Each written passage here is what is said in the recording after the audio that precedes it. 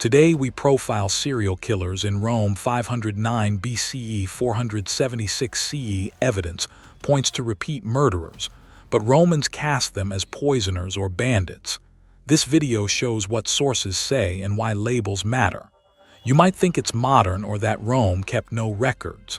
Skip it, and you miss Tacitus, Suetonius, and Locusta. What would a Roman court call one?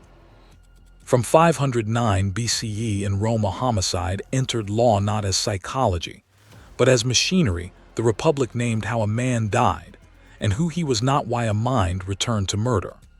The early code and customary practice treated poison, ritual speech, and night ambush as distinct dangers, because each posed a separate threat to property, family, honor, and public order. A death by venom carried different consequences from a death in open quarrel. A household struck down by a relative fell into the jurisdiction of private vengeance, while a man waylaid on the road could be read as a warlike act against commerce and the res publica. That taxonomy shaped what magistrates could ask, what magistrates could pursue, and crucially what the state would call a crisis worthy of its limited force. Law worked as classification and as jurisdiction. The Roman legal imagination, reflected in the tables and in later statutes, split murder into method and status, because law grew from institutions that handled property, oath, cult, and war, not motives. Poison threatened annona and inheritance, the grain, the will, the dowry. So the state punished makers and vendors of deadly brews as economic criminals as much as moral monsters. Ritual curses or harmful songs were policed because they implied conspiracies sealed by oath, a civic danger as much as a private wrong. Night attacks read to magistrates like military actions. They were managed by authorities who could wield force against bands, but lacked a running dossier on suspects who moved silently among houses. This meant repetition could hide. If a man or woman struck repeatedly, but always by venom, or always in the darkness of private chambers, the Republic's machinery had labels that caught the act, but not the pattern. A veneficus might be prosecuted as artisan vendor or hireling. A killer whose victims were kin would be prosecuted under family homicide and dealt with in the shadow law of inheritance. The magistrate's imperium, his authority, stopped at the edge of private walls and at the limits of legal remedies. A pattern of small, quiet deaths looked like many single cases unless an accuser linked them in open court. How then did Rome name someone who killed more than once? That question became the hinge on which panic turned into policy. When sudden clusters of death broke into public notice, the Republic responded by stretching offices into detective roles and by turning suspicion inward toward households and associations. An exposed ring of women and their secret potions forced urban officials into inquiry. A Senate decree against nocturnal rites recast religious gatherings as covers for murder. The state preferred to read hidden violence as network danger, conspiracy, oath, group banned, because those were the forms the polity knew how to attack, with decrees, with military coercion against gangs, or with the courts when evidence could be mustered. That focus authorized searches into cult and companionship, but left solitary repeaters who worked behind doors and through trusts often invisible. As law evolved, permanent procedures appeared to deal with stabbing and poisoning more systematically, and juries began to weigh patterns of behavior rather than single shocks, yet the categories remained method-based. A repeat killer who used the same means persisted in being seen as a maker or user of substances, a hired blade, or an origin of banditry, not as a distinct pathological type.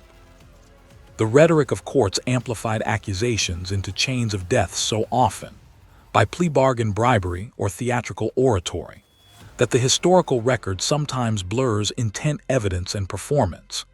Still, the accumulation of trials and speeches shows Roman actors thinking about repetition, prosecutors linked wills, dowries, and timing defense speeches, disentangled motive from method. Magistrates weighed whether to mobilize troops, judges, or local kin. That ambiguity mattered most where the powerful lived. In the imperial palace, a poisoner could be both artisan and instrument of policy-sharpening technique under patronage, and becoming at once a tool of state violence and a repeat offender outside ordinary jurisdiction. Beyond the Palatine, the city's alleys harbored other repeaters whose work, whether for gain, revenge, or secrecy, left faint trails. The night air of Rome carried the clink of cups and the sour metallic tang.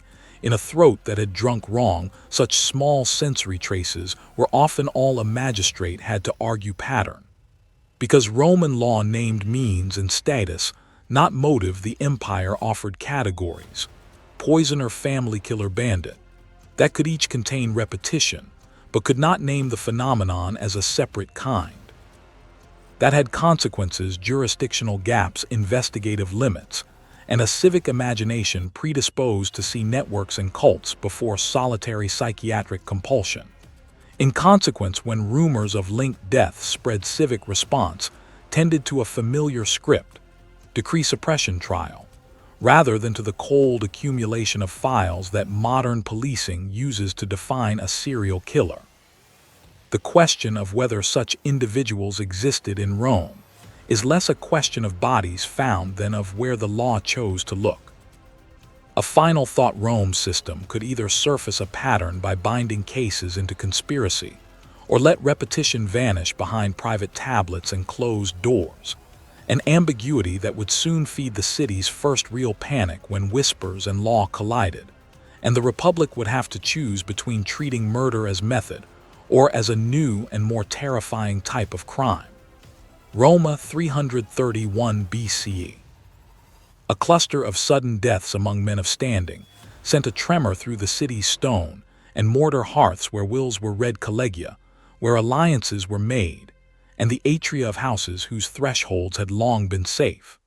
Livy records how suspicion crawled from one household to another until a frightened maid pulled aside a curtain and named a secret circle of matrons who met at night brewing draughts in phials and whispering oaths over herbs.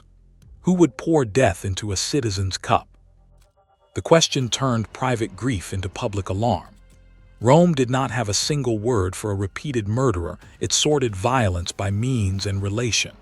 Murder by stealth became veneficium, while ambushes and knives were other categories.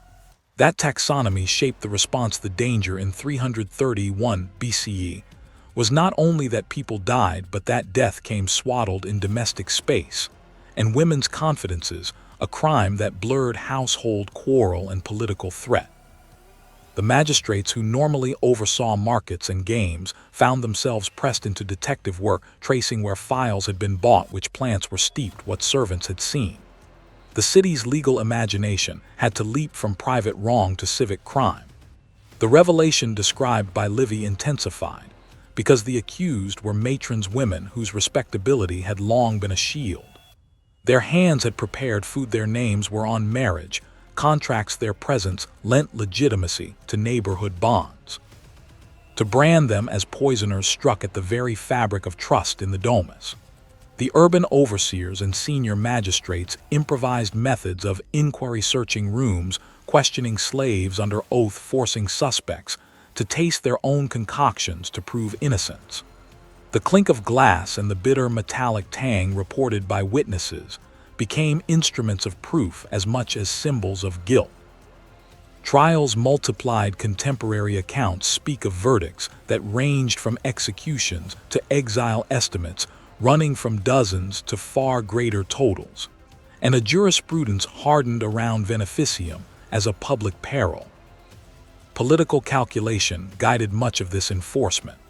Rome's leaders feared contagion, not only of poison but of conspiracy. A network of women meeting by night could be imagined as a parallel polity, a secret collegium with its own rules and loyalties. In an era when the Republic's magistrates counted on civic cohesion and visible rituals to assert authority, nocturnal plots looked like sedition. To prosecute these cases was to perform the restoration of order, to show that the res publica could root malefactors from household to forum. The procedures adopted in these trials stretched the capacities of urban governance officials who once collected grain levies or organized ludi, now had to gather evidence, administer oaths, and adjudicate invisible harms. The legal consequences were significant and durable. By treating veneficium as a public crime, Rome extended imperium into domestic interiors and into the realm of medicinal knowledge, making selling or administering poisonous substances moved from private scandal to offense against the state. That shift meant magistrates sought patterns, looking for repeated use of the same method, rather than treating each death as an isolated misfortune. It also meant that servants and lower-status witnesses acquired new forensic value. A slave's testimony about a jar or an ingredient might determine life or death for a free matron. This new posture also produced new anxieties. If women in respectable dress could assemble to furtively exchange poisons, then so could other groups, guilds, sects, or cults, using ritual language to disguise crime. The rumor that these gatherings had ritual overtones, wine offered, lamps dimmed, vows sworn, made it easy for later magistrates to conflate secret rites with murder. Night wine and the smell of herbs became signs of conspiracy, and the memory of the matrons, files hardened into a template by which the Republic would scan every shadow. Yet prosecuting stealthy deaths posed practical limits. Evidence decayed in soil, and stomach herbs left no ledger. The city's investigators had no dossier system to map a killer's sequence of acts or motive. They worked instead by ledger of transactions, witness testimony, and the forced confession. The method-shaped category persisted. Repeat offenders were tracked by technique, not psychology. That approach would endure until later laws and courts recast the problem into permanent criminal procedure. The maid's revelation had done more than expose a circle. It altered the city's gaze. Where once poisoning might have been a private vendetta, it was now imagined as contagious, organized, and political. Rome's response established a precedent. Secret death was a public emergency. The city had learned to hunt killers as networks rather than lone wolves, and in doing so had opened a new theater of fear in which ritual, neighborhood, and household all became suspect. The question that remained was darker. If trust could be pierced from within, who in Rome would keep the fires burning at night? In the small municipium of Larinum, set against the Apennine skirts in the last years of the Republic, politics was as intimate as a family meal. Fortunes, marriages, and testaments were written on tablets and passed hand to hand. Cicero, in the voice that would shape Roman courtroom drama, told a sequence of deaths around one man, Oppianicus, and he did not speak simply of a single murder, but of a pattern that turned inheritance into a policy of disappearance. Who put the cup to his lips and why? The accusation was simple in its accusation and complex in its law, veneficium and fraud, parricidium. When kin were betrayed, all woven into the mechanics of dowries and wills that governed elite survival. The prosecutors and defenders in Rome operated within legal frames that named means and status, not motive. A man killed by a dagger might be a sicarius, a woman's sudden ailment might be veneficium, and a son who took his father's life wore the label parricida. Those categories mattered because they set jurisdiction and penalty. They determined whether a praetor with limited imperium could act, or whether the matter needed a quaestio established by Sulla's law to unmask a pattern. Cicero understood this. He did not merely narrate death, he placed each death against law and ledger, arguing that repetition converted private misfortune into a public crime deserving permanent courts and the full force of Roman inquisitio. The case, as Cicero paints it, is a study in motive made visible through property. Oppianicus was said to have profited from marriages dissolved by death, to have nudged wills on to favorable tablets, to have turned dowries into estates that fed his clients and friends. Cicero's rhetoric threaded the alleged crimes into a sequence. Between 3 and 8 suspicious deaths his accusers suggested, each one allegedly buying the next elevation in wealth and influence. Yet rhetoric is an instrument of power. Cicero's oratory, aimed not just to persuade a jury, but to define a type. Bribery, both alleged and real, already blurred outcomes. Jurors in Rome could be swayed by gifts or threats. Witnesses could be terrified into silence, and municipal records were as pliable as the local elite required. The decisions made in and around Larinum were practical as much as ideological. Local magnates calculated that a wife's disappearance might settle rival claims. Guardianship could control children's dowries. A false testament could reassign land without ever calling a legion. The state responded haltingly. After the terrors of witchcraft trials and urban panics had stretched the magistrates thin, Sulla's Lex Cornelia de Sicarias et Veneficis set up a standing mechanism to prosecute repeated stealthy crimes. The stabbers and poisoners swept from the private into public law. That law gave Rome a vocabulary for pattern, and prosecutors like Cicero used it to make repetition legible not as pathology, but as a criminal technique. Yet proving pattern required more than words. It required tablets that could be authenticated, witnesses who remembered timings and who could describe symptoms. Nausea, a metallic tang on the tongue, the sudden chill in a room, and the political will to pursue a well-connected man. In Larinum, those components were compromised. The town's elite were intermarried, its records local and its politics personal.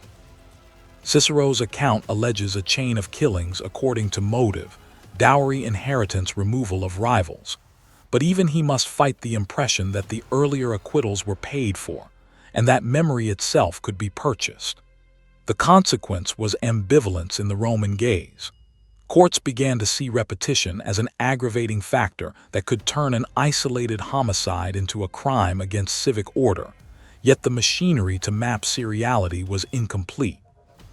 Roman prosecutors could assemble a narrative of successive murders and point to means and beneficiaries, but they still lacked a sustained police force or a dossier system to trace a single practitioner who moved between houses and towns.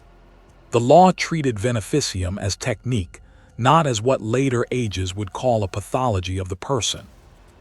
That legal posture mattered. It made the state's response depend on proof of method and motive, on the exposure of networks of bribery, and on the courage of witnesses to indict a household's shadow. If Oppianicus was guilty, as Cicero alleged, he belonged to a dim class of killers who worked behind doors and by tablets whose craft was silence and small measures rather than the spectacle of battlefield blood. His alleged offenses show Roman courts trying to reckon with repetition within the constraints of imperium and custom. They also reveal how rhetoric and corruption could turn accusation into political weapon. The real danger lay not only in one man's skill at veneficium, but in the state's inability to follow the pattern when wealth, kinship, and law conspired to conceal it. As Rome turned imperial and palaces grew inward, those same shadows would lengthen under gilded roofs, an unresolved threat that the Republic's laws could not yet fully confront. Rome's imperial palace sat at the center of power and of secrecy, and in the middle of the century, a craft commonly treated as household vice became a matter of state. Tacitus and Suetonius present Locusta of Gaul not as an errant woman caught in a jealous quarrel, but as an artisan summoned, trained, and sheltered because her skill answered a political need. The charge was veneficium, a practical technique, as much as a crime, a cup, a measured draught, a tablet slipped into a meal. Who bears the blame when murder wears the badge of service?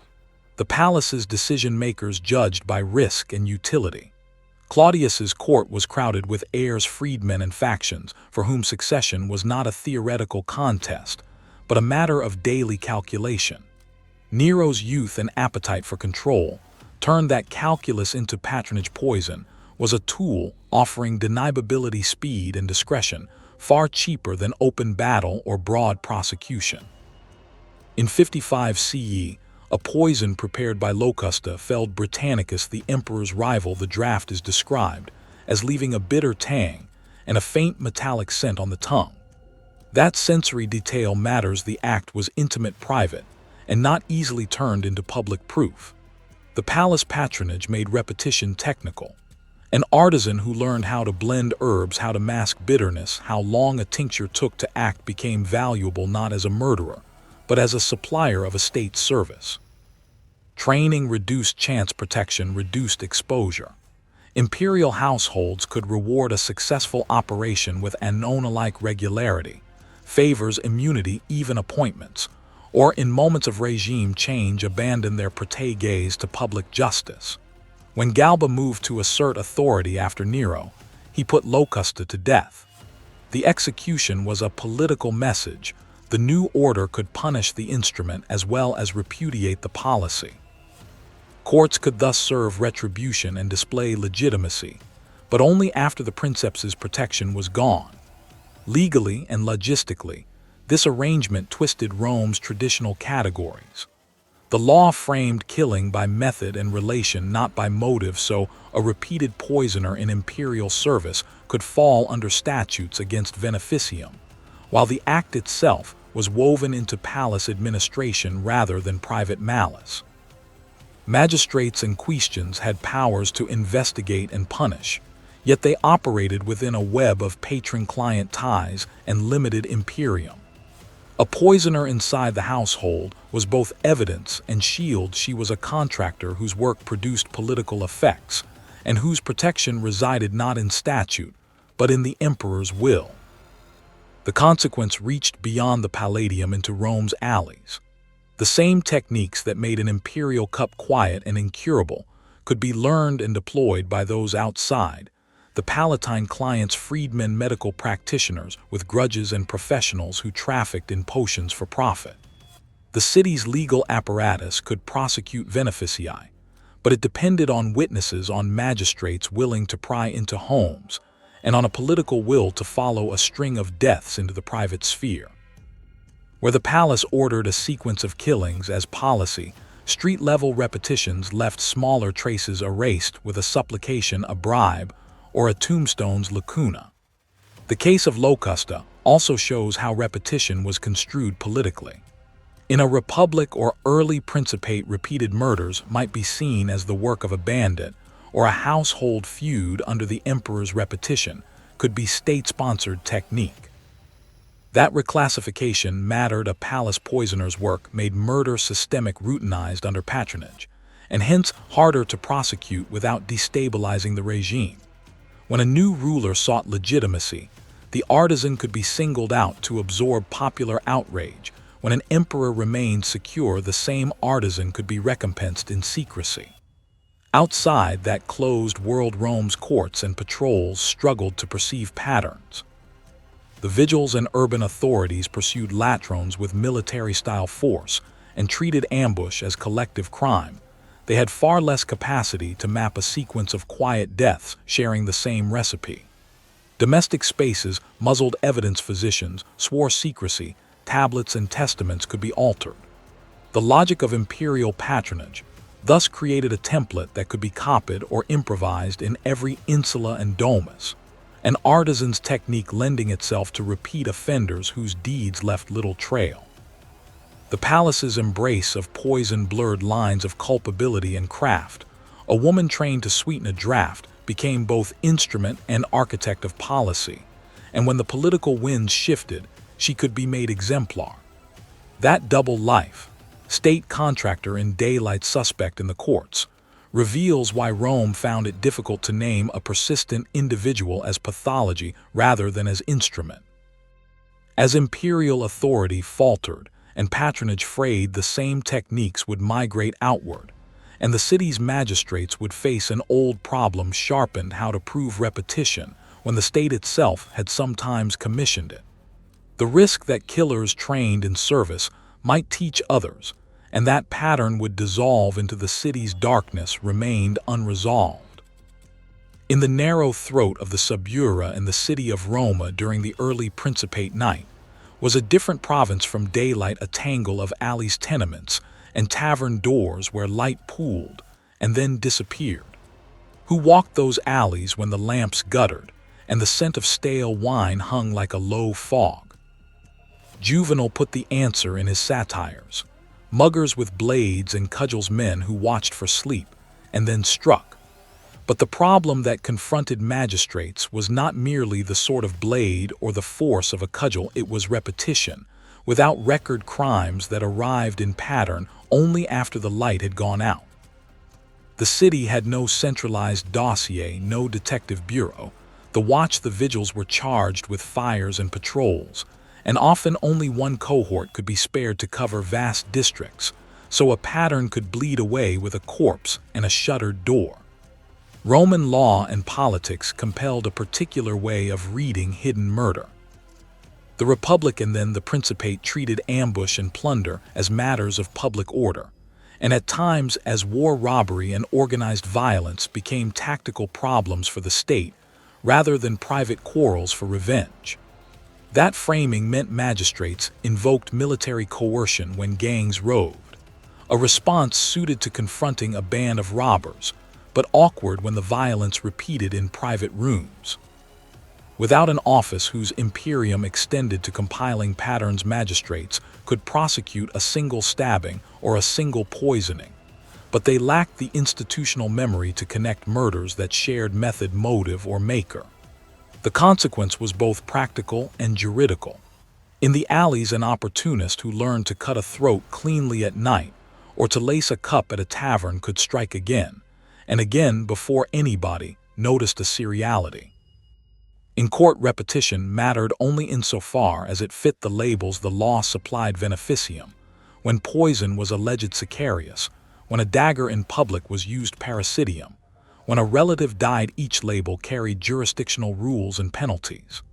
The city's peace depended on naming if an act could be read as latrocinium, and thus as sedition. Military resources could be mobilized if it was private murder. The case belonged to ordinary courts where bribery, silence, and fear too often prevailed. The result was a terrible blind spot. Patterns evaporated unless someone with authority forced confessions and mapped connections. Patrolling men and civic administrators improvised. Vigils lifted bodies from lanes, gathered testimony from grocers and innkeepers, and sometimes extracted pledges from terrified witnesses. But extractive methods, public pressure, forced confession, or the spectacle of torture, produced answers that the law could use, not necessarily the truth. A praefectus urbi could turn an outbreak into a public cause célèbre, and thus compel resources. More often, the city's apparatus preferred to classify repeated fatalities as the work of gangs of latrones, because grouping crimes under a military rubric allowed quicker, harsher suppression. That choice solved one problem, instant containment, but obscured another, the identity of persistent killers who moved from household to household rather than committing armed robberies on the road. The shadows of the suburra also fed a market. Artisans of harm, practitioners of venena, sellers of noxious potions, could be hired, protected, and moved between patrons. In the palaces of the powerful, such artisans could become instruments of state violence. In the lanes, they remained anonymous threats.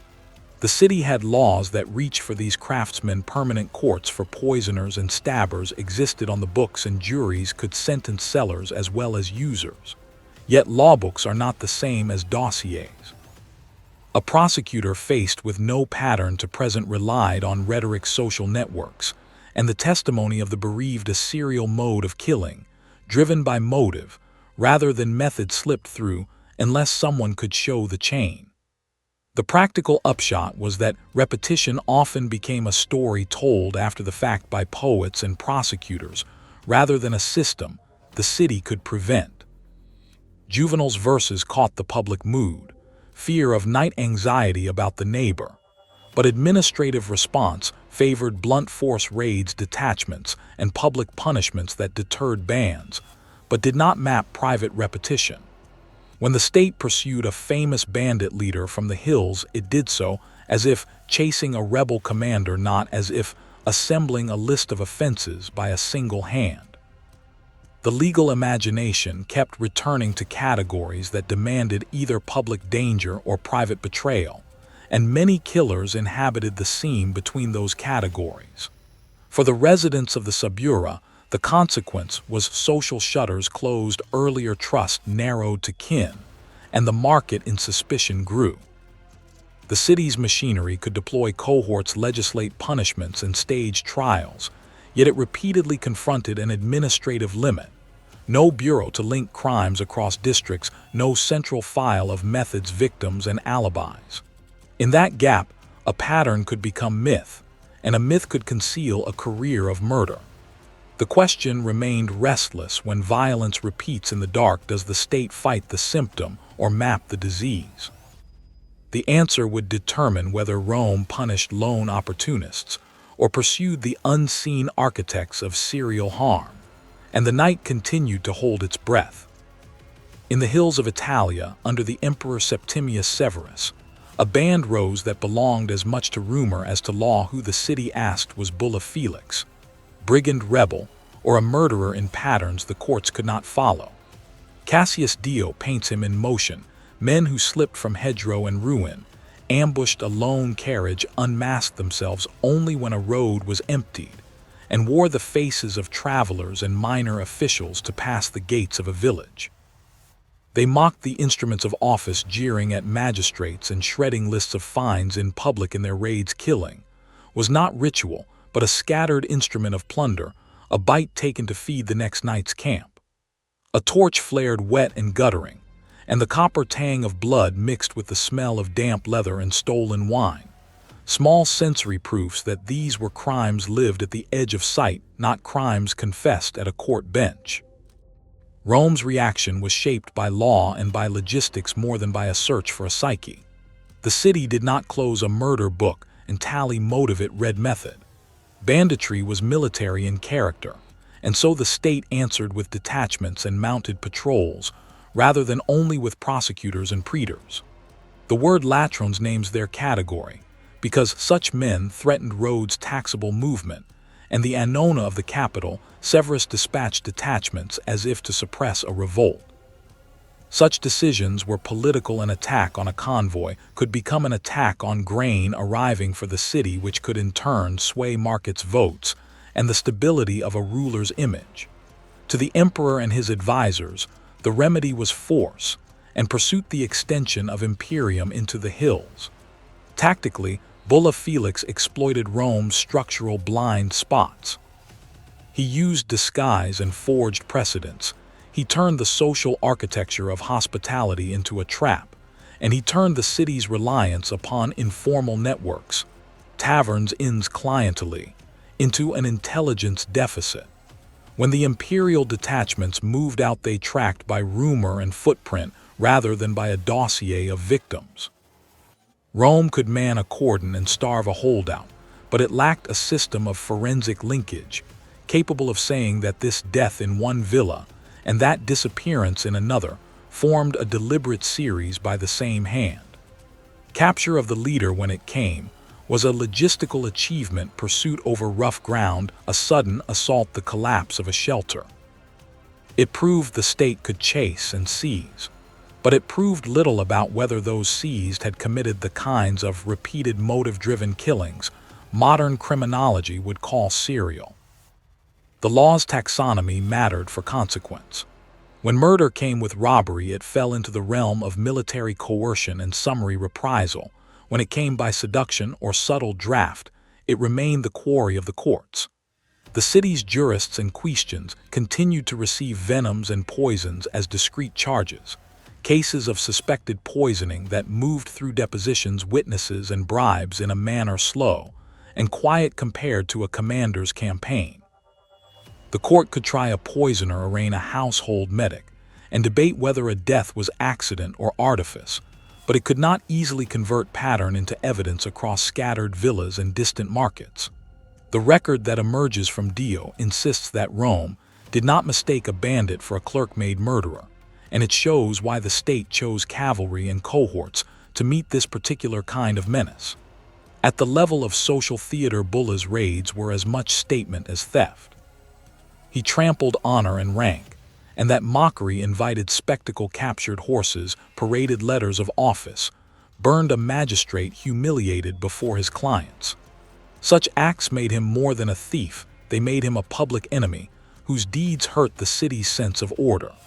For administrators, therefore, the priority was to re-establish routes of travel and the confidence of merchants and grainmen, rather than to catalog victims and psychological patterns. The chase that ended him told a story of state reach into the hills, but it left the quieter traces of repeated domestic killings alone on the courtroom benches, where venoms were argued in slow, smell-heavy rooms. Cassius Dio's account finishes with the capture and punishment, a tidy public ending to a violent career, but the episode exposes a systemic gap. Rome could deploy force and demonstrate that the law's arm could extend as far as a hidden valley. It could not, without a different institutional imagination, map a murderer's sequence across households and years. Bulla Felix was taken for what he most clearly was, a bandit chief, and that classification determined how the state hunted him who tried him, and how the violence was recorded. Meanwhile, in the quieter spaces of the city, and the province's judges continued to hear cases of poisoning and occult harm, each one a possible strand in a larger pattern left unjoined. One torch guttered as the capture unfolded, its smoke swallowing the hillside's last shape. The victory read as control, the vacancy it left read as a question. If Rome could chase a captain through scrub and stone, could it ever truly know the shape of a murderer who struck in silence and vanished into a household? The answer for the moment remained out of reach, and the city's courts and cohorts would soon face new shadows they could not simply outmarch. In the summer of 158 CE at Aea on the Libyan coast, a native son-turned-sophist stood in the dock and gave a speech that reads like a manual for how Rome thought about hidden death. Apuleius mounted a defiant defense against charges of veneficium, and in the cadence of his apologia, he did more than protest innocence. He revealed the shape of provincial prosecution. Magistrates and local accusers did not seek a modern motive. They read pots, pills, and amulets as evidence of a method, and method was the crime. If a recipe could kill, if a charm could be recast as drug, then the same statute that condemned a deliberate assassin could be turned on a jealous healer, a fortune hunter who trafficked in secret cures, or a repeat offender who made murder his craft. Who in Rome's terms could tell the difference between love magic and malice when both stained a cup? The courtroom at Aea was not a theater of forensic certainty, but a contest of categories. Prosecutors translated local fear into Roman law recipes, and prescriptions became venom, a word that sat uneasily between medicine and murder. A string of amulets could be alleged maleficium, harmful magic clothed in ritual. Those labels mattered because they fixed jurisdiction and punishment. A magistrate with limited imperium could open an inquiry. The stakes ranged from civic disgrace to exile or execution, under the statutes born of Sulla's reforms. For the provincial accuser, law offered a scalpel as blunt as any blade. It dissected method, not soul. The sensory evidence most persuasive in such trials was simple and intimate. The bitter metallic tang on a postponed cup, the resinous stink of crushed herbs tucked in a drawer, small things that could be narrated into lethal intent. Apuleius's oration shows how accusation worked as much by framing as by fact. He catalogued recipes and defended charms as theatrical devices in love's economy, rather than instruments of homicide. And in doing so, he exposed the prosecutorial logic. Repetition and pattern were suspicious, but the same pattern could be accidental, medical, or fraudulent. In the provinces, especially where the praetor's reach ended, and reputation governed more than dossier, an itinerant healer who left behind a trail of bereaved households could be called by a dozen names: quack, murderer, witch, depending on which neighbor spoke first. The legal apparatus could try to map repetition into a crime, and sometimes it did. More often it forced ambiguous deaths into the convenient certainty of method. This uncertainty was political as much as judicial. Roman law had been trained since the Middle Republic to classify killing by means: stab, poison, ambush, because that determined whether a community or the state answered.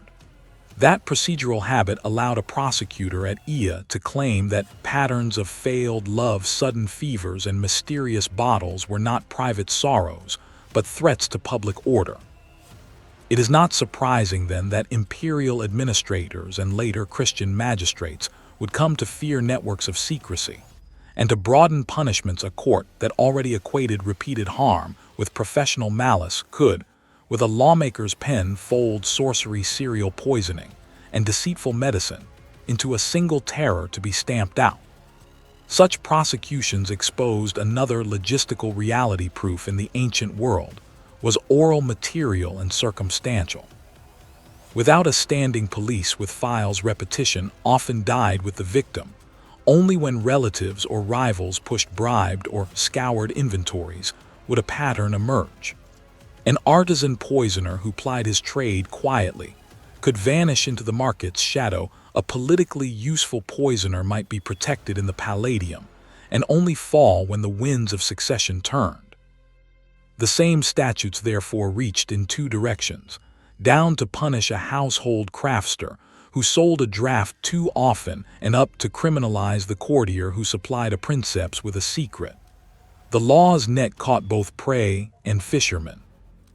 Apuleius's scene at Ia thus reads as a legal liminal, a provincial courtroom where Roman categories were pressed over local practice, where charms and syrups were interrogated as instruments of homicide, and where the state's appetite to control hidden harm met the messy reality of medicine, ritual, and revenge. The speech is sensory and strategic. Perfumed tablets described alongside arguments about intent, and it shows the danger of law that names method but not motive. As Christian emperors began to harden penalties, broadening the definitions of maleficence, and suspecting every itinerant healer and diviner, the old ambiguities narrowed into harsher binaries.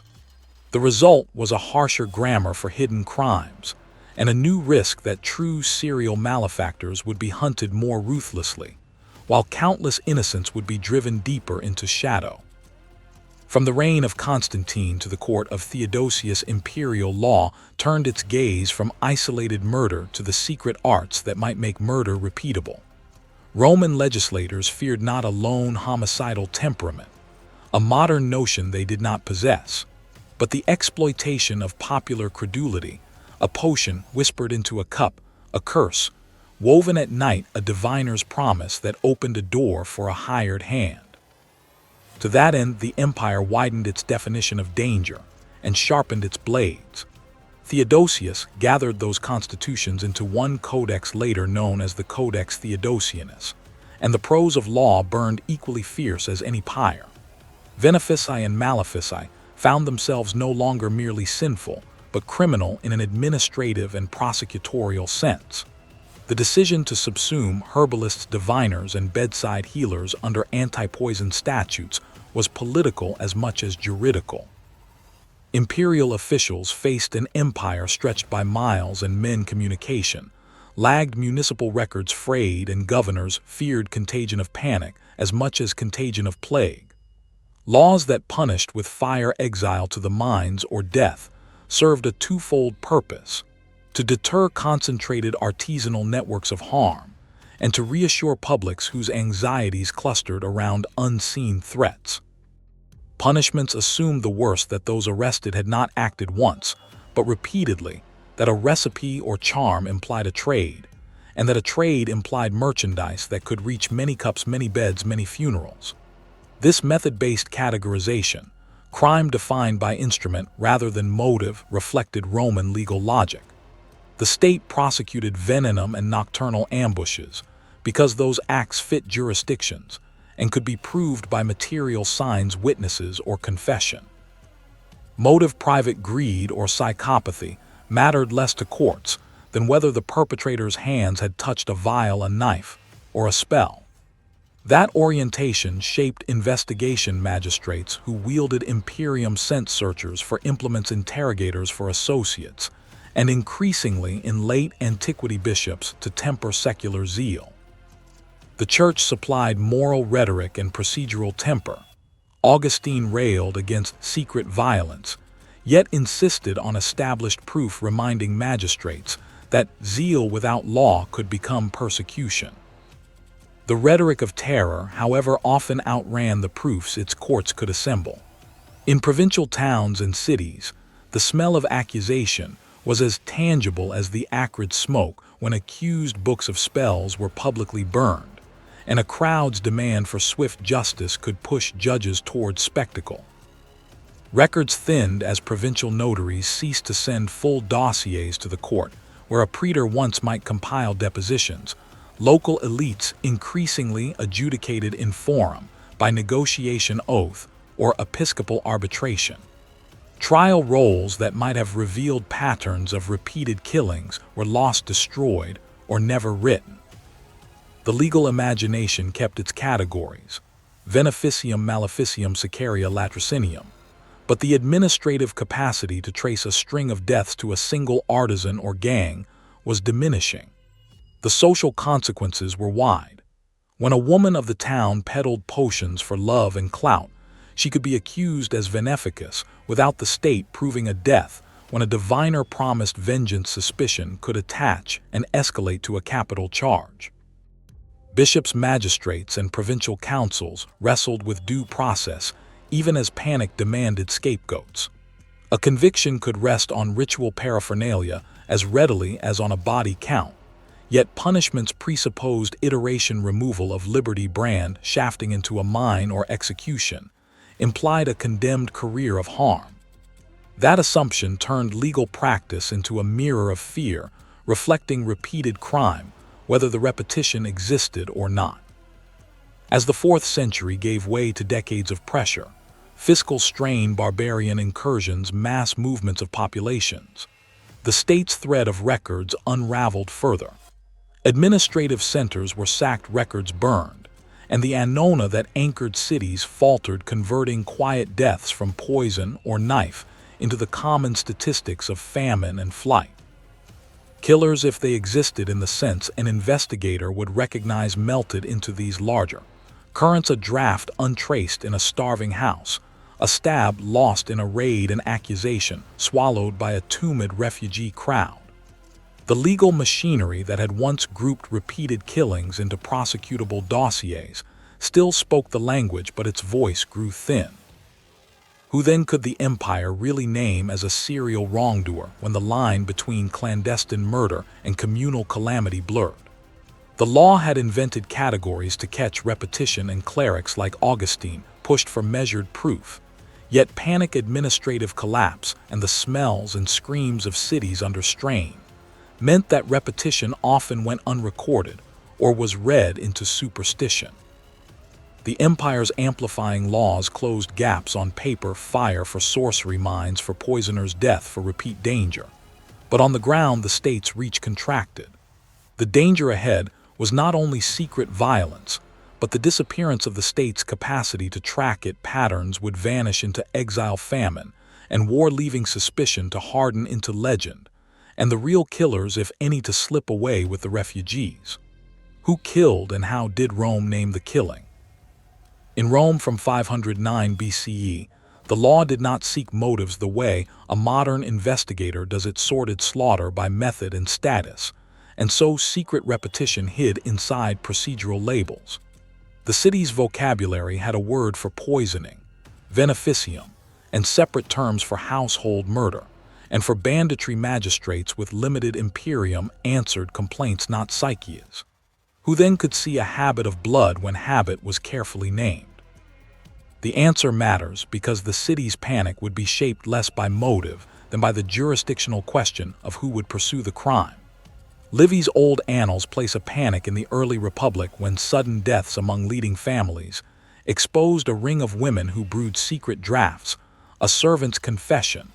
The clink of amphorae and the bitter smell of herbs turned private fears into public prosecutions. Did the city face a serial artisan of poison or a cult of fearful matrons? Sources of the age differ on the tally, but the effect was clear: veneficium ceased to be private sin and became a civic terror, forcing aediles and praetors into the roles of detectives and coroners. Fear of hidden murder, once local, now demanded public procedure. A generation later, the Senate moved against nocturnal rites across Italia, accusing gatherings of being a cover for poisonings, and murder priests and rites were banned, suspects executed, and oaths regulated. Why would the state dismantle religion? Because secrecy and association could hide multiple deaths, and Rome preferred to treat networked violence as sedition. Torches and late-night chanting became evidence in the eyes of magistrates, and the legal imagination had learned to see murder as a social contagion. When Sulla seized power, he took legal machinery with him, and he made stealthy violence an object of standing prosecution by law. Dagger attacks and poisonings now fell under a permanent criminal jurisdiction, punishable by exile or death. The decision was political as much as juridical. The Republic needed rules to curb private vengeance and to assert the state's monopoly on lethal force. Courts could now weigh patterns, repetition of method or motive, rather than merely adjudicate isolated slaughters. Yet the city still lacked dossiers on seriality, so probable patterns remained provisional. In the later Republic, a provincial scandal at Larinum would be argued in the courts, and on the Forum Cicero's speeches portray a litigant accused of arranging successive poisonings to secure dowries and estates, and the rhetoric races between proof and bribery. Was the accused a repeat murderer or a legal scapegoat? The trial shows how Roman procedure could assemble a chain of deaths into a criminal narrative, through testimony tablets and the public reading of wills, even while rhetoric blurred fact. The consequence was a legal culture that could accuse repetition without a modern statistical backbone. Under the emperor's palaces sharpened the problem. A named artisan of poison worked in imperial service, preparing drafts that killed heirs. The court, the atmosphere of the Palladium, the metallic tang of tainted wine. Here repetition could be official work, not mere crime. The state both commissioned and punished craftsmen of death, and that ambivalence made repeated killings part of political theater as well as criminal procedure. When emperors fell, the very existence of a practiced poisoner became evidence of systemic moral decay. In the cities, labyrinthine neighborhoods, night belonged to thieves and cutthroats. Poets sketched the Subura's alleys where a hand at the throat or a sudden blow from behind could end a life. The vigils were thin, and the noise of stumbling feet echoed in narrow courts. Repeated robber murders were treated as latrocinium, banditry, so the law folded serial killings into collective violence pursued as military threat rather than a sequence of individual crimes. As a result, the pattern of a single hunter could be lost among the gang's wounds. When an outlaw captain plagued the roads and mocked officials, the state mobilized detachments.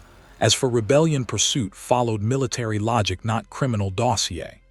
Ambushes, disguises, and scattered killings were read as insurgency, and capture meant spectacle more than legal accounting. The consequence was clear. Rome could hunt a leader across hills, but it could not easily map whether he had murdered repeatedly in a systematic way that a modern profiler would recognize. Provincial courts wrestled with occult accusation too.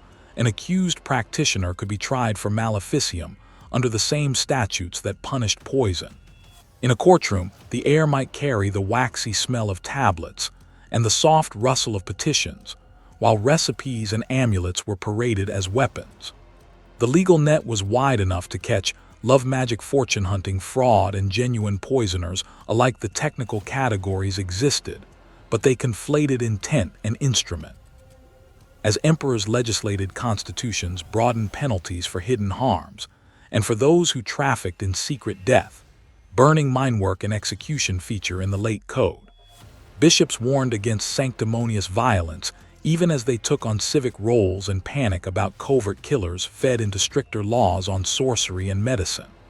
The law grew harsher as the state grew more anxious, but proofs grew thinner. Suspicion hardened into policy faster than evidence could travel along crumbling roads. In the age of fiscal collapse and breached frontiers, local notables and bishops filled the world, left by fading praetors, Augustine rites of sanctimonious bands, and of violent men who claimed piety as cover, and homicide increasingly read as riot, feud, or banditry. Courts still invoked poisoning and other named crimes, but files scattered across provinces or dissolved altogether. Who would count repetitions when the auditor's books and judicial rolls no longer crossed provincial borders? The consequence was an administrative silence in the face of increasing disorder. By the final collapse of Western order, Rome had no vocabulary for a clinical serial killer.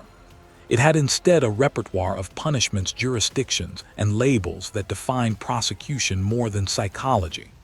A would-be serial murderer would be tried as poisoner, daggerman, family killer, or bandit, and the label decided whether cohorts or judges would pursue him.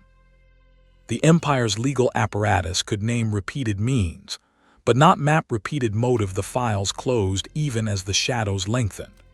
If we ask finally what Rome would have called a serial murderer, the answer is juridical, not psychiatric. A veneficus, a sicarius in common speech, a parasita when kin were taken, or a latro, when violence was collective. Labels decided jurisdiction, penalty, and whether the state mobilized courts or cohorts.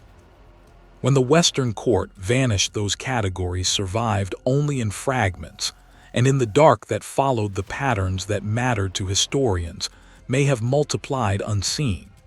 The risk, then, is that repetition will outlast the empire that once bore the tools to notice it. By 476, a Roman jurist would not reach for a modern psychiatric term. He would reach for categories: veneficus, sicarius, parasita, latro. Those labels fixed the battlefield of law. They decided which magistrate could act, whether a permanent criminal court would take the case, and whether Rome answered with rhetoric, rods, or troops. The question is simple and unsettling: what did Rome call a man who killed again and again? The answer is less about pathology than about procedure and power. The Republic and the Empire made murder legible by means and status, not by motive. Cicero's rhetoric, Livy's annals, Tacitus's retinal records, Suetonius's palace gossip, and Dio's provincial panoramas show repetition cropping up under familiar. Masks the maid who tipped drafts, the fortune hunter who cleared airs, the outlaw who struck at night. When a pattern emerged, Romans parsed it into veneficium, ambush, or latrocinium, because legal categories carried consequence. A poisoner stood before a court. A bandit was pursued under military compulsion. A relative accused of parasitium could be dragged into family law rituals that bound fate and inheritance. That administrative choice shaped investigation long before psychology did. When courts did move, their motions were public and precise. Sulla's law had placed stabbers and poisoners under a standing criminal jurisdiction, and the city's judges and magistrates learned to trace trails of drafts, tablets, and testimony. Cicero's speeches show how repetition became legal ammunition.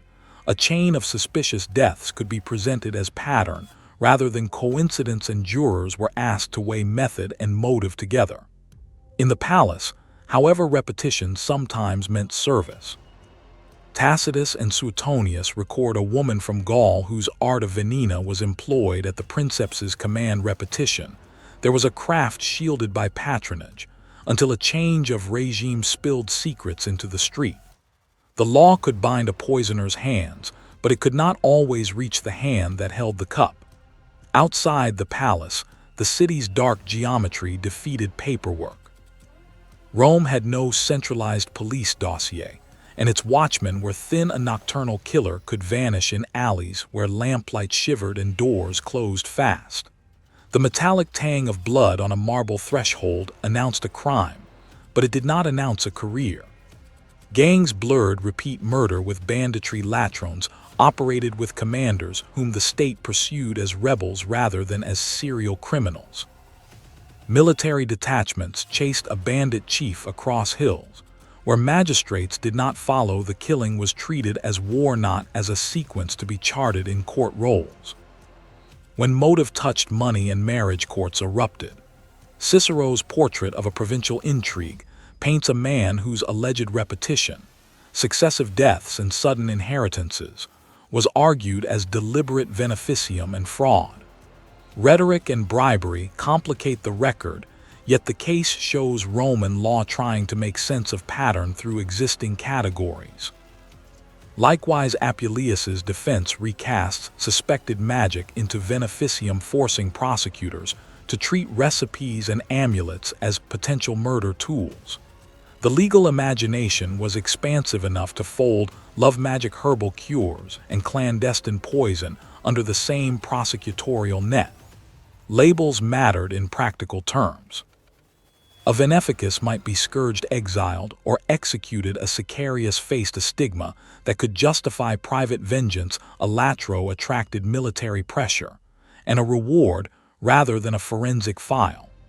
The imperial constitutions would later widen suspicion. Diviners and herbalists were swept into prohibitions, because lawmakers feared covert killers exploiting credulity. Yet the law's logic remained method-bound. Repeat killings were relevant insofar as they revealed a technique, or a conspiracy not insofar as they revealed a recurring psychological impulse. This procedural gaze shapes the sources. Where modern historians see seriality, ancient writers saw instruments and interests, poison as instrument, inheritance as interest, ambush as tactic. The state mobilized when the victim's social weight or the peril to public order made it worth the cost of prosecution or pursuit. Otherwise, patterns dissolved, buried in epitaphs in the silence of slaves, or in the private settlements of families who feared public scandal more than a killer on the loose. As the Western institutions frayed, so too did their capacity to record and pursue repetition. Imperial codes hardened penalties, but administrative breakdown scattered files. Bishops and local potentates took on judicial work, and violence reappeared as feud and rout. The last Roman jurist could name veneficus sicarius parasita or latro, and he would apply Sulla's legacy or later constitutions. In theory, in practice, the records were thinning and prosecutions shrinking. In the twilight after 476, the bureaucratic lens that made a pattern visible began to fail. If Rome named repeated killing, it did so to allocate power as much as to punish wickedness. The legal categories that preserved order also constrained discovery method, defined jurisdiction status, set the remedy, and the states each decided whether a sequence became a case. The empire's collapse did more than change flags, it risked letting repetition slip out of sight, unseen, unhunted, and unrecorded, into a darkness that law could no longer pierce. Rome in 186 BCE felt the night as a threat. Across Italia, gatherings devoted to Bacchus slid from foreign curiosity into an urban panic, torchlight the smell of crushed grapes and oil chanting, muffled by narrow alleys. The Senate and the consuls confronted more than a new religion, they confronted secrecy itself. For decades, the city had tolerated imported rites so long as they remained public and supervised, but reports, most famously in Livy, painted a different picture: nocturnal assemblies, where men and women swore oaths, drank freely, and moved without the visible restraints of custom. The Republic's leaders read such scenes as a political and logistical problem. A cult that met at night and bound itself by secret vows could, in the imagination of senators, become a parallel authority, eroding magistrates, control corroding the cursus honorum, and offering cover for poison, fraud, and murder. Senators invoked augury and prodigies, lightning, and an ominous portent fed superstitio, and fear that the gods themselves were offended, sharpening the charge against clandestine rites. Livy gives the episode theatrical detail, and later chroniclers frame the measure as prevention of conspiracy rather than mere piety. The Senatus Consultum's wording survives in part in the epigraphic record, attesting to its formal punitive reach across municipia and provinciae. Tubi and Cornua sounded in the forum as edicts rode the cursus publicus toward castra, and coloniae torchlight and incense burned in condemned groves, while Caligae stamped river mud and leather straps in the night. Faced with that perception, the Senate issued the Senatus Consultum de Bacchanalibus. The decision rested on three calculations: maintain order, reassert legal jurisdiction, and deter what Romans feared most: organized subversion. Night made fact slippery, anonymity made responsibility vanish. By framing the rites as potentially criminal associations, the Senate moved law and policing into spaces previously understood as private ritual. Magistrates and provincial governors were empowered to suppress meetings, take oaths from suspected leaders, and try offenders under extraordinary procedures.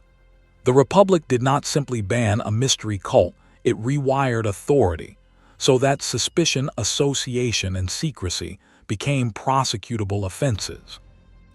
The action was swift and theatrical. Processions and shrines were closed, emissaries seized ritual objects, leaders were rounded up, and the machinery of Roman justice reached beyond the forum into domestic rooms and countryside groves. Courts spoke of false initiations, forged documents, and venom, as if the cult supplied a novel toolkit for crime. Trials multiplied, punishments ranged from exile and fines to capital sentences when senators judged the threat extreme. The state's logic was logistical as much as moral. If assemblies of the night could organize fleets of followers, then they might also coordinate assassins and conspirators. The Republic therefore treated the Bacchanalia as a matter of internal security rather than mere piety. Consequences followed that law could not fully foresee. The decree achieved a visible purge, many gatherings were broken, and some leaders were killed or punished. Yet the same measures also expanded the legal imagination, fusing ritual with malice. Where once a homicide might be labeled by method or social status, now the presence of an oath or ritual cloak could recast ordinary crimes as communal treachery. Fear of networks hardened into a habit of thought. Senators began to see conspiracy where individuals might have acted alone. The rhetoric of hidden violence made it easier to ascribe motive, poison, fraud, murder, to situations that involved personal quarrel, domestic jealousy, or simple misfortune. At the same time, the crackdown produced distortions. Numbers in contemporary accounts swell or shrink, depending on rhetorical needs, and the night itself swallowed proof. The Bacchanalia affair, therefore, marks an institutional turning point. The Republic learned to police associations with extraordinary measures, to read bonding rituals as potential loci of criminality, and to deploy magistrates as investigators of intimacy. That lesson carried a price. By equating secrecy with menace, Rome trained its legal gaze to hunt networks rather than always trace individual agency. The result was dual. The state could destroy a cell, as if it were a gang, but it also became less adept at seeing solitary predators who worked within households, behind closed doors, and among family tablets. When a poisoner struck in the bedchamber, or an assassin moved through a patron's clientela, the methods that had rooted cults of the night were less sure to catch him. If the Senate had hoped the decree would seal the city's nocturnal gates, it also opened a new seam of anxiety. In policing ritual oaths and banning assemblies, Rome substituted systemic suspicion for targeted inquiry, creating space where private malice could flourish unseen. The torchlight that once revealed the Bacchanalia's excesses now threw long shadows across domestic life, shadows magistrates could not always pierce. The Republic had turned its eye outward to associations. The next threat would learn to stay inside. Soon, a household poisoner would slip through Rome's guards. Rome sat bruised from civil war when L. Cornelius Sulla took the city's reins in 81 BCE, and in law as in proscriptions made fear an instrument of the state. He reached for words in courts where earlier custom had left murder scattered among kin and clans. The new Lex Cornelia de sicarii et veneficis, lex named for stabbers and poisoners, created a standing quaestio to hunt down those who turned blades and drafts into instruments of private gain. The decision was political as much as juridical. After years in which imperium had been used and abused, the dictator sought a legal architecture that would channel panic into prosecutions rather than private reprisals. For Rome had never lacked names for hidden homicide, venenum sicarius, parricidium latrocinium. But these labels described method and victim, not the murderous mind that repeated the deed. Sulla's law changed that texture. It made the making and selling of venena, the use of ambush, and the tradecraft of killing matters for the res publica, not merely the offended household. Who then was the enemy in the dark? An artisan plying a lethal craft, a hired hand collecting inheritances, or someone whose appetite for death could not be appeased? The statute answered by creating a courtroom where patterns could be weighed. Trials could now gather testimony about a string of suspicious deaths, track sellers of toxic recipes, and place an accused before a jury that judged a series, rather than a single isolated strike. Punishments ranged from exile to death, and the law reached back to punish the vendor as surely as the poisoner at the bedside. The practical effect was immediate, and administrative urban officials who had once counted on paterfamilias vengeance or local compacts were now compelled to turn to prosecutors to list victims, to seize amphorae and kitchen tables as evidence. In the cold light of trial, small things mattered.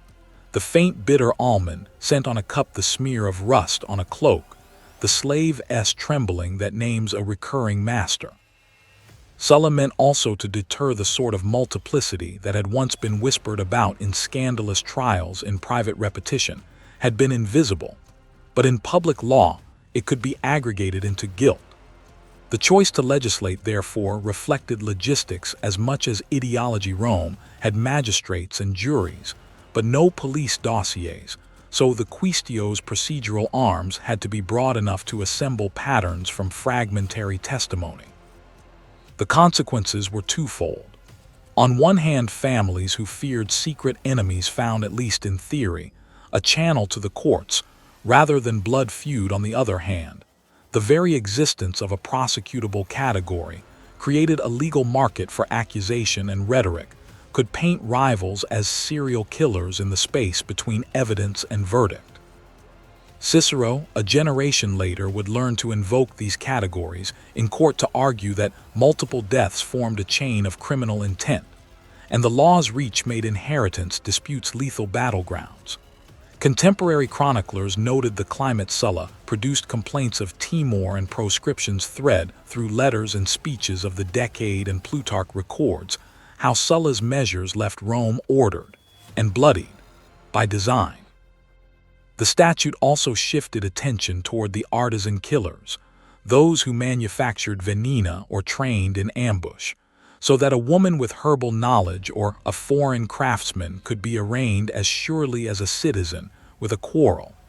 Sulla's Rome was not only legal text but spectacle and symbol. He entered the forum with fasces and laurel vexilla snapping in the wind, tubi and cornua sounding beneath the Capitoline. Yet the instruments of state order, castra, garrisoning the streets, vexillations of legions posted like sentries, sat alongside the quiet commerce of Annona arriving at Ostia, and the cursus publicus still routing dispatches. In court, the clack of caligae on stone reached juries who had watched Triaria and Auxilia march in triplex, Acai's years before senses of gloria and dignitas, hung in every accusation mingled with superstitio, when prodigies and comets were read as omens of divine displeasure. Evidence traveled slowly, witnesses slaves, and the odor of oil and river mud from a seized amphora, but had to persuade a body susceptible to bribery, rhetoric, and the mood of the forum. Archaeological fragments and legal commentaries later confirmed the Lex Cornelia's institutional footprint. Inscriptional lists and courtroom fragments show questions became permanent, not episodic instruments of Roman justice. Yet the state did not thereby obtain omniscience. The city still lacked a standing investigative apparatus, and prosecutions depended on slave testimony, informers, and the mood of juries, all susceptible to bribery and rhetoric. Sulla's knife and cup law thus formalized a problem Rome had long named, but never systematically mapped. Repetition of killing could be prosecuted, but only if political will and evidence were enough to assemble a pattern. The statute would reverberate into courts and palace intrigues alike, and as the century turned, the shadow that Sulla tried to fence with law would find new patrons in imperial households, where artisans of death might be servants, not outlaws, leaving Rome to ask whether law could ever fully chase a murderer who learned to work within the very structures meant to stop him. Soon, a Praetorian conspiracy would answer with steel.